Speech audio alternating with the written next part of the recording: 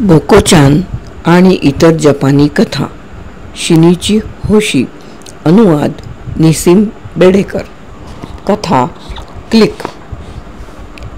तुरुंगाच्या त्या कोठडीत 3 कैदी होते.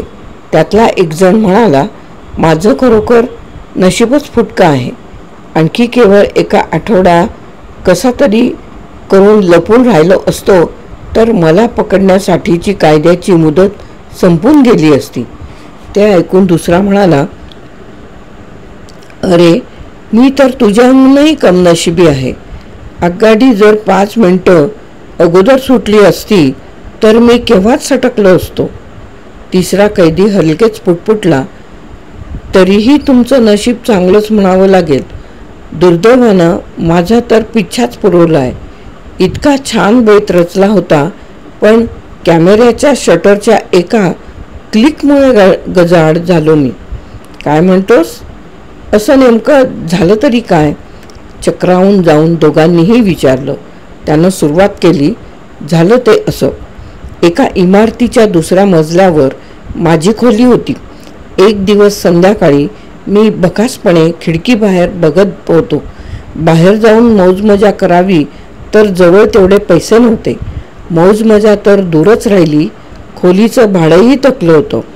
असंच चालू राहिलं असतं तर लवकरच रस्त्यावर आलो असतो मी. अर्थात मी कमवत नव्हतो असं मुळीच नाही. एका घड्याळांच्या कारखान्यात मी कामाला होतो, पण कर्ज काढून घेतलेले शेअर्स गडगडले आणि माझा बहुतेक सगळा पगार कर्ज फेडण्यातच खर्ची पडायला लागला. काहीतरी करून मला हे सगळं एकदा संपवायचं होतं. काहीही करून मला एखादं भलं मोठं घबाड मिळवायचं होतं. पैसे मिळणार असतील तर दरोडा घालायचीही तयारी होती माझी. पण दरोडा घालायचं म्हटलं तरी तेही एवढं सोपं नव्हतं. कुठल्या घरात शिरायचं आणि कुठे शोधायचं म्हणजे पैसे मिळतील याचा काहीच अंदाज नव्हता मला. पैसे असलेली केवळ एकच जागा मला ठाऊक होती, मी काम करत असलेला कारखाना. पण गुपचूप कारखान्यात शिरणं जोखमीचं होतं. कारखान्याची माहिती असलेल्या आतल्या माणसाचंच हे काम असणार असंच कोणालाही वाटलं असतं.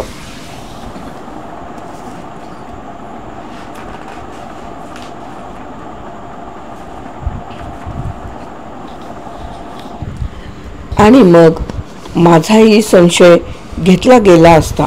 त्यावेळी जर पचण्याजोगी थाप मारता आली नसती तर मी लगेचच पकडला गेलो असतो. गोत्यात यायचं नसेल तर गुन्हा घडला त्यावेळी आपण तिथे नव्हतो असं सिद्ध करता आलं पाहिजे. त्यावेळी आपण स्वतःच्या खोलीत होतो असं सांगणारा कोणीतरी साक्षीदार हवा.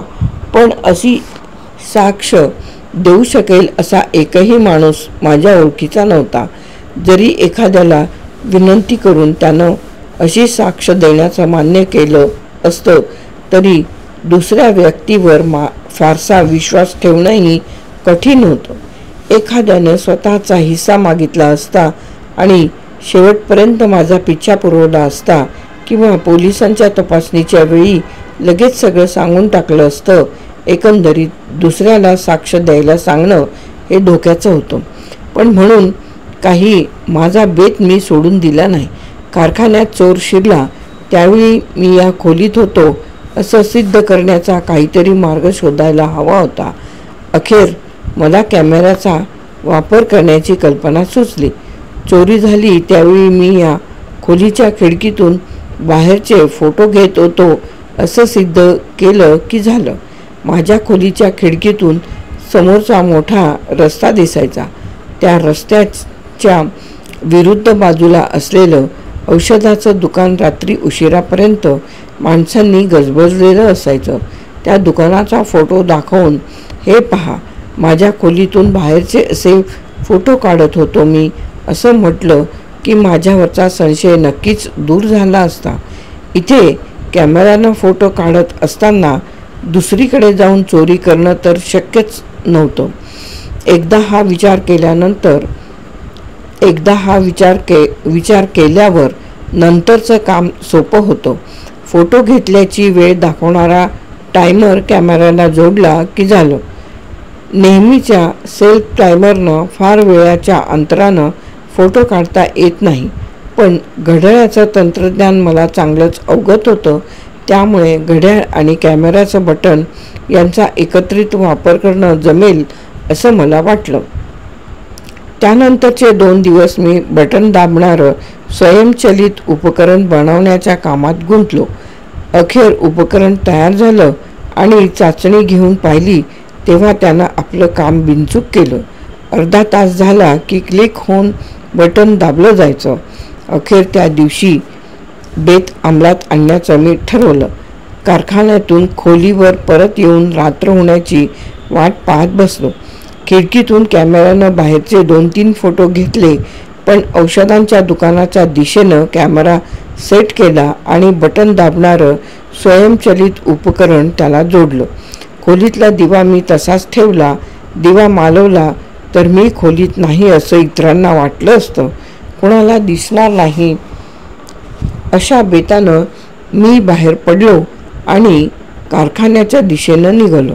कारखान्यात शिरणं सोपं होतं. मी तिथेच कामाला असल्यामुळे कुंपण मोडलेली जागा, रखवालदारांच्या येण्याच्या वेळा वगैरे गोष्टींची मला चांगलीच माहिती होती. अखेर बोटांचे ठसे राहणार नाहीत अशा बेतानं वित्त विभागाच्या टेबलाचा खण मी उघडला. आतमध्ये फार मोठी रक्कम होती अशातला भाग नाही, पण मला हव्या तितक्याच रकमेचं नोटांचं पुडकं तिथे होतं. माझ्या खोलीतल्या स्वयंचलित उपकरणानं एव्हाना बटन दाबलं असेल असा विचार करीत मी ते पुडकं पिशवीत घातलं. पुरावा मागे उरणार नाही अशा बेतानं मी कारखान्यातून सटकलो आणि घाईघाईनं खोलीवर परतलो. कॅमेरा पाहिला तेव्हा स्वयंचलित उपकरणानं बटन दाबलेलं होतं. मी सुटकेचा निश्वास सोडला आणि पुन्हा एकदा फोटो घेतला. मी इतका वेळ सलग या खोलीत होतो हे सिद्ध करायला एवढं पुरेसं होतं. पण अजूनही सगळं काम संपलेलं नव्हतं. मी स्वयंचलित उपकरण काढून जवळच्या नदीत फेकून दिलं. नोटांचं पुडकं एका रिकाम्या डब्यात घातलं आणि नदीकाठच्या दगडी भिंतीच्या एका खबदाडीत डबा लपवला. माझी योजना तर व्यवस्थित पार पडली होती. मला वाटलं होतं त्याप्रमाणे दुसऱ्या दिवशी कारखान्यात गदारोळ झाला. रखवालदाराला गस्त घालताना वित्त विभागाचं दार उघडं असल्याचं दिसलं होतं आणि संशय आल्यामुळे आत येऊन पाहिल्यावर चोरी झाल्याचं त्याच्या लक्षात आलं होतं. पण मी अजिबात डगमगलो नाही. त्यावेळी मी स्वतःच्या खोलीत असल्याचा पुरावा होता ना माझ्याकडे. हे कुणातरी आतल्या माणसाचंच काम असलं पाहिजे असं पोलिसांचंही मत झालं आणि त्यांनी एकेकाची तपासणी कसून सुरू केली. मी निर्धास्त होतो. पोलिसांनी मला विचारलं, चोरी झाली त्यावेळी तुम्ही काय करत होता? मी राहतो त्या इमारतीत स्वतःच्या खोलीत होतो. मी बरोबर कोणी होतं का? नाही, एकटाच होतो. मग तुम्ही तिथे होता त्याचा पुरावा काय? कुणी साक्षीदार नसला तरी पुरावा आहे माझ्याकडे. कसला पुरावा? त्यावेळी मी खोलीतून बाहेरचे फोटो घेत होतो. ते फोटो तुम्ही पाहिलेत तर तुमची खात्री होईल. ठीक आहे, मग ते फोटो दाखवा आम्हाला.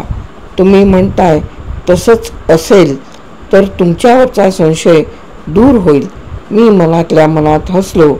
अर्थात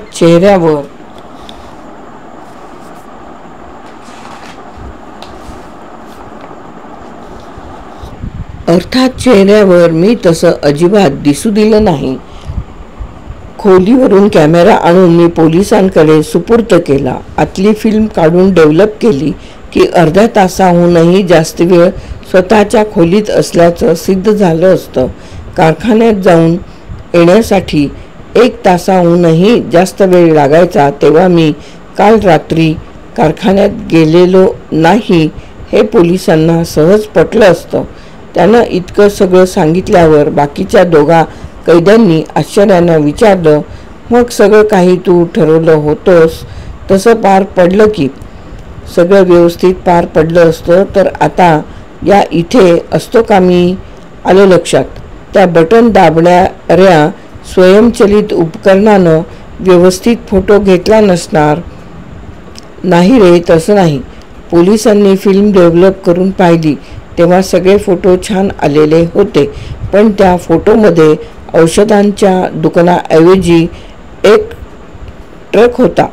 फर्निचर हलवण्यासाठी वापरतात ना, तसला एक ट्रक रस्त्यानं जात असताना नेमका त्याच वेळी दुकानापाशी थांबला होता. मग त्यानं काय बिघडलं, तो ट्रक कुठला वगैरे चौकशी करून त्यावेळी त्या ठिकाणी होता एवढं सिद्ध केलं की झालं काम. नुसताच ट्रक असता तर काही प्रश्नच नव्हता. त्या ट्रकमध्ये एक नको ती वस्तू ठेवलेली होती. होतं तरी काय त्या ट्रकमध्ये? तू गोत्यात येशील असं असणार तरी काय? तेच तर सांगतोय मी. त्या ट्रकमध्ये होता एक भला मोठा आरसा. त्या आरशात माझ्या खोलीचं प्रतिबिंब पडलं होतं. पोलिसांनी तो फोटो मोठा करून पाहिल्यामुळे माझ्या सगळ्या बेताचा चक्काचूर झाला. त्या मोठ्या केलेल्या फोटोमधल्या माझ्या खोलीत कोणीच नव्हतं. इतकंच नाही तर मी एवढ्या कष्टाने बनवलेलं स्वयंचलित उपकरण जोडलेला कॅमेराही अगदी स्पष्ट दिसत होता त्या फोटोत. असं झालं तर खरोखरच दुर्दैव. कॅमेरा नेमका नको त्यावेळी क्लिक झाला. त्या एका क्षणाच्या क्लिकमुळे मी जाळ्यात सापडलो. कथा समाप्त. सिनेची होशी यांची क्लिक नावाची कथा समाप्त.